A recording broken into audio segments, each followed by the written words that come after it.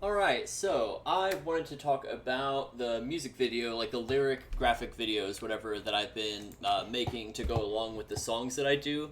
I feel like I've made some interesting progress in doing better work with that. So, like this one here, you can see there are a lot of reactive elements to it, like this ring that has the lines around it, and the bars at the bottom. The skull actually changes in size to the song as well. Um, and yeah, I've been having a lot of fun messing around with this. This is a app that comes, it's a plugin technically that comes inside of FL Studio called ZGameEditor. And basically, it is a surprisingly powerful video creation tool, essentially, with a bunch of things that are pre-designed to make good shoot, oh boy. I just messed something up. Let's reload the save. But yeah, it has a bunch of like elements that you can use to create these types of videos. It has a bunch of presets that you can do. If you do the wizard here, it'll have all of these pre-made ones that you can see do different things, and they're nice. Like, you know, it's nice to just use presets, but of course everybody else is going to be using presets too. So I've actually been trying to, you know, do original stuff, and, you know, it's certainly not easy, but this wizard is really nice. Being able to just kind of drag and drop things around is very handy, but you actually don't necessarily have to do that. Let's see, go ahead and just switch it back to default here. So you have this ability to add layers, and then each individual layer can have different things going on with it. But what I discovered recently is that this includes a decent amount of 3D meshes. And I may actually experiment because there are AI 3D mesh generators. So I may try using that as well. Let's see, where's add mesh? There we go, meshes, add meshes. So then you've got like a bunch of different random ones in here. Hero, mesh. Yeah, and then you can see it's added this into the video editor, and you can move it around. You can tell it to be spinning. So I just found the skull mesh that was in those files, and then told it to rotate. And then there's a thing, let's see, I'm gonna reload this real quick. There's a thing called a peak meter in here. So let's see, I'll go back to, oh, that's a little loud.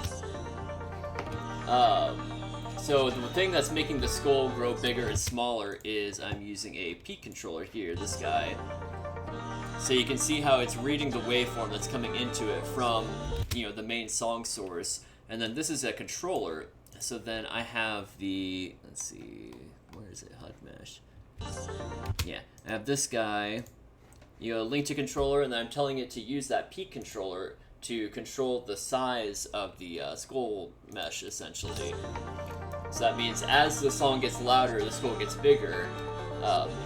And then you can also automate elements inside of it to in time with your song as well. So like this big blue circle in the background here, I'm gonna make the skull disappear so you can just see this big blue circle growing and shrinking as the song plays on, is being controlled by these graphs down here. So you can see during these parts it's moving like slowly, and then during the chorus it comes in and out twice as fast. And, you know, I could change that to whatever I want it to be. You know, I could tell it to do, like, a bunch of big, small, you know, different shapes and things like that. And now you can see it's, like, doing all kinds of wacky things. So you can use these automations to animate, essentially, different elements inside of the video. Then, of course, there are a bunch of post-processing filters that are really cool. So I have this kind of watercolor filter applied. It does wash out a little bit. There's some background layers to this because I made this entire preset from scratch just using these elements. And this audio plane one here, is so cool But because of a lot of the other post-processing effects and things like that I have going on, you actually can't really even see it that much, so it doesn't contribute all that much to the experience. But that's cool because it just means I'll save that for, a future video. Let's see. But, with it all together, I think it looks very nice. I intentionally applied like a blur post process to it because I wanted the text, the lyrics that I add to it after the fact to be, I guess I'm using the bloom, which kind of accomplishes the same thing as a blur. But there are a lot of really insane post processing effects in here. You could make it like a ASCII art kind of thing, and change the size of the characters to give it kind of a higher resolution or lower resolution, invert the colors and automate that. You could automate that to pulse in time to the song, and that'd be pretty cool. Audio shake just shakes it in time to the audio or whatever. It's kind of whatever.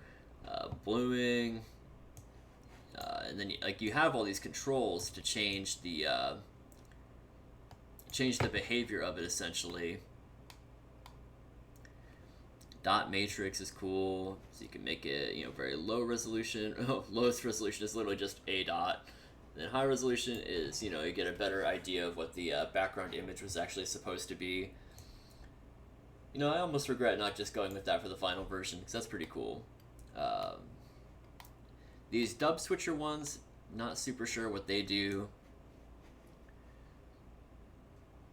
This, I'm not entirely sure what kind of math is going on here. Some of these are a little high concept. That's pretty trippy though. Interesting.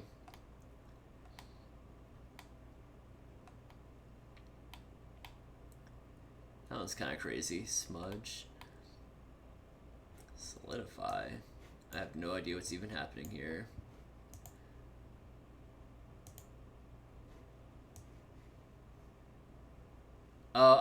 I think it's trying to convert a 2D image into a 3D mesh or object. Fascinating.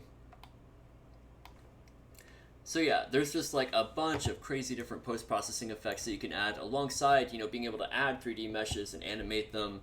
And all of this, this tool is just built into FL Studio. I think you do need to have like the signature edition to be able to access this plugin. But the fact that it just comes stock with it for making like lyric videos is so cool. I'm really happy that I finally decided to put in the time to start trying to learn it and make my own stuff with it. Because essentially everything besides, the skull mesh itself, I did. Now it is nice. I don't know who this Yulian guy is. That is an awesome name for like a screen name or whatever. But he coded like all of the like sound reactive rings and things like that go around this, and they're some of my favorite kind of effects. Ooh, I love this one. See, originally I tried using this one and automating this bar so that it would like kind of pulse like that. But I felt like it ended up being too distracting to where like you wouldn't be able to read the lyrics on screen because it was just like wah wah wah wah going a little too crazy. So that was no good. But I may still find an application for it someday because oh man, this is super cool.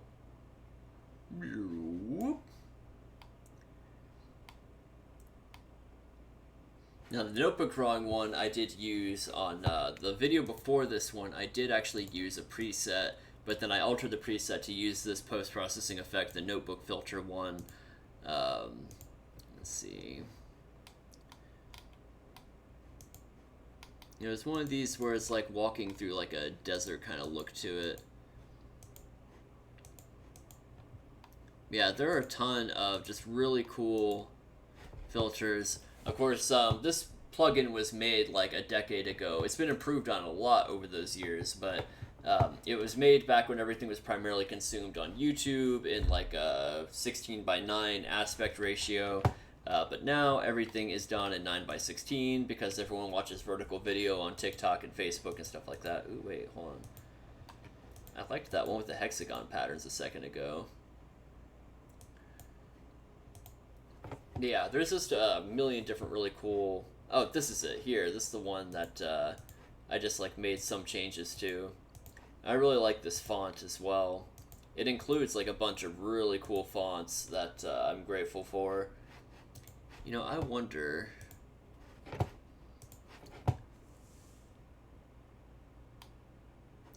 what is it Frozen Wasteland? Yeah, huh. Is that a scene or something? Yeah, scene Frozen Wasteland. Yeah, there's a bunch of different just like pre-made CG like 3D scenes that you can use. Oh man, that's so cool. Yeah, like I'm constantly discovering new crazy stuff in it. Um, there's this limitless potential, and it's just one of the millions of reasons why I love FL Studio so much. But yeah, I just thought I'd show that because I thought it was pretty cool. I'll post the music video for the song that I just recently finished shortly. I'm definitely going to use this one for something. I really like that. That color blue is very satisfying. Anyway, that's it for now. Just thought I'd show that. Bye!